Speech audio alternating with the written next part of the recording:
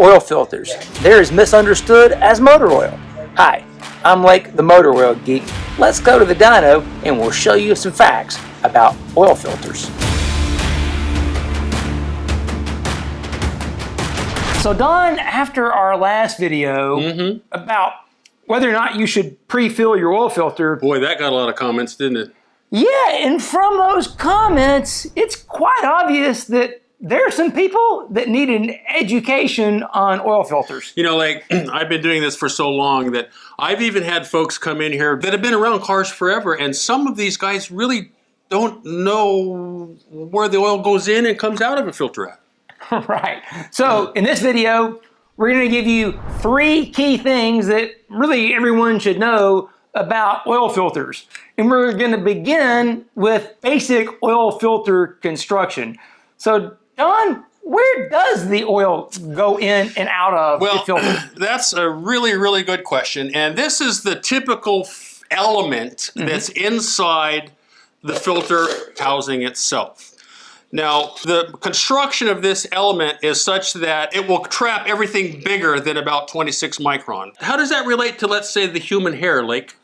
Human hairs are about 80 to 90 microns, so way smaller. Visible particles you really can't see smaller than around 40 microns. So the stuff that the filter's capturing, you can't even see. Anything smaller than about 25 microns will go through the system without hurting. Now, as far as the filter itself goes, the oil, it's really pretty simple. The oil will come in around the outside edge of the filter. That way it can go through the media. Yeah, it comes through the filter so that dirty oil reaches the outside of the filter first, goes through the media, back through this hole here, and then back to your engine. Now we're going to be doing something interesting here. Like, you want to kind of explain what we're going to do here? Yeah, so I said we have the media, right? So you have the housing, you have the media. That's kind of your oil filter 101. Yep. But there are a couple more things that are typically present in the oil filter besides just these. In most cars, the oil filters are mounted upside down like this. In our sprint car engines, for example, they're mounted on the oil pump sideways. On some of these filters, there is a little plastic valve that's under here that actually keeps the oil from draining back out of the filter when the filter is mounted sideways like this. It's a one-way valve. It's a one-way check valve. They keep the oil in the filter, so that's a good thing. That way, it's always, the filter's always primed whenever you start the engine. That's correct. Yeah, so that's 2 things you learned, right? We've got to talk about media a little bit. We've talked about anti-drainback a little bit. Now the next thing, this is one of the areas I'm going to say of most confusion when it comes to oil filters. Yes. And that's the bypass valve. The check valve. So what happens in an oiling system? You get some guy that doesn't really pay attention to his oil filter changes and he'll go for 30,000 miles without changing the oil. But what happens is the filter becomes so clogged. The manufacturers say, hey, wait a minute, we don't want to starve that guy's motor for oil. So they'll put a check valve in some of the filters, and I'll explain why in a minute. They'll put a check valve in that filter, so when the filter becomes clogged, it bypasses the filter and keeps feeding the engine oil, even though it's dirty. But it's because it's better to have some oil than no oil. Absolutely. Here's the crux of the issue. This little bypass valve, you can see on the spec sheets, like for example, the Wix 51515 filter, people will see that bypass pressure listed at say 7 to 9 or say 9 to 11 PSI. And they think that is oil pressure. Right, which it's not. No. Which it's not. What they're explaining is a delta. Right, it's a delta. Pressure. That's a small big word, Blake. Yeah. And what that means is that the bypass valve will only function when the pressure coming in far exceeds the pressure going out. In other words, the filter gets clogged. Now, let's say it's 10 PSI. So if you have 50 PSI oil pressure going in, but you only have 39 PSI coming out, that's a differential of 11. If it's set at 10, it will open so that it maintains pressure on the back side, the flow to the engine itself. Correct, right. When that pressure differential gets that high, whether the filter be clogged or for whatever reason, the valve will open to keep enough oil going to the engine so it won't kill itself. Right. But what most people don't understand is really the only time that happens is when you have a situation like I just explained where somebody doesn't ever change their oil. When the filter's totally clogged. This bypass valve, both on the Chevy, which is built into the block, the Chevy oil filter, by the way, does not have the bypass valve in it because it's in the block, and the Ford filter, those bypass valves rarely open when you keep a clean filter.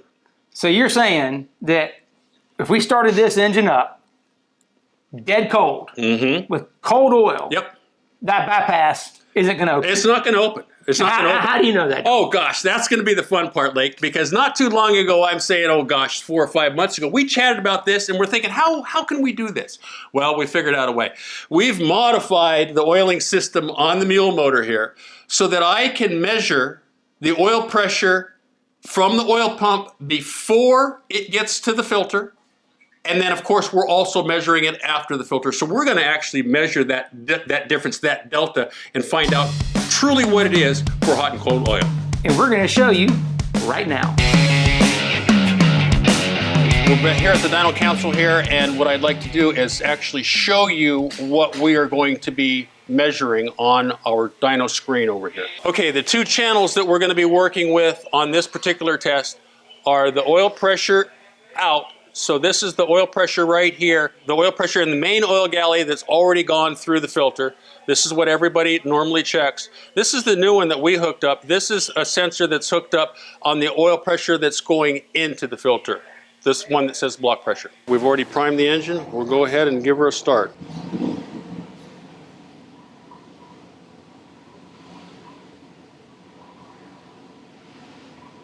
Oil pressure in the main galley. Oil pressure before the filter. Oil's cold, 1700 RPM. So what we're going to do now, you see the screen, the main screen that we're on right now. I'm going to flop it over to screen number 7, where we explained before you've got the oil pressure going out of the filter and the oil pressure coming into the filter here. Now you can see just at 2700 RPM right now what we got is about a 3.5 to 4 pound differential. I'm going to make a pull, record it, and we can watch what that pressure differential does so you guys will know exactly what's happened. So I'm going to do a quick test here, which is easy on this dyno.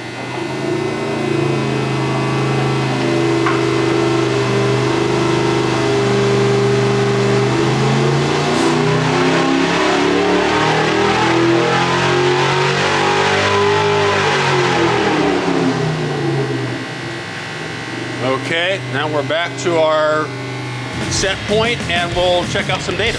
Wow, that was interesting. Well, Lake, we kind of had an idea about what was going to happen because we've done a little bit of this before, but actually what's happening here, do you think about this?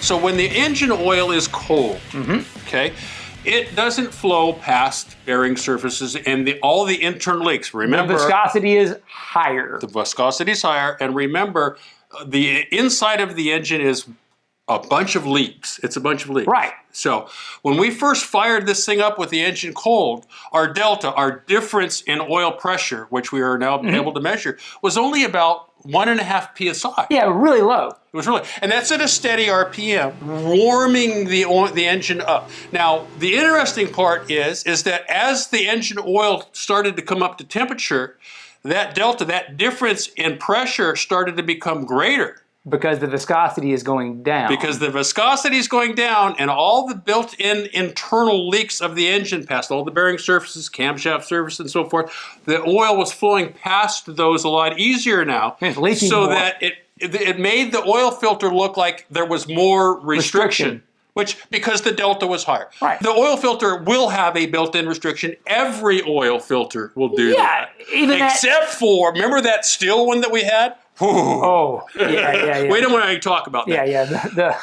The wire screen filter, yeah, it flowed a lot of oil. Flowed great. But it didn't filter hardly anything. Yeah, it let a lot of stuff pass by. So the filter is actually doing its job. But one of the things that we kind of proved along the way about the bypass valve. Yeah, it didn't open. And you can tell that from watching the curve. So as the engine speed increases, It's a positive displacement pump.